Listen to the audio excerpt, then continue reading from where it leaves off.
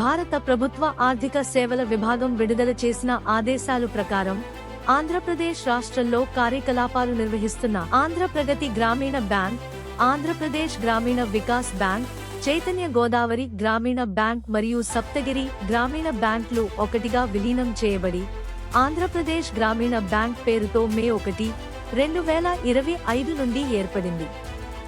ఈ నేపథ్యంలో ఆంధ్రప్రదేశ్ గ్రామీణ వికాస్ బ్యాంక్ మరియు ఆంధ్రప్రగతి గ్రామీణ బ్యాంక్ యొక్క సాంకేతిక విలీన ప్రక్రియ అక్టోబర్ 9, 2025 సాయంత్రం 6 గంటలకు ప్రారంభమై అక్టోబర్ 13, 2025 ఉదయం 10 గంటలకు పూర్తవుతుంది.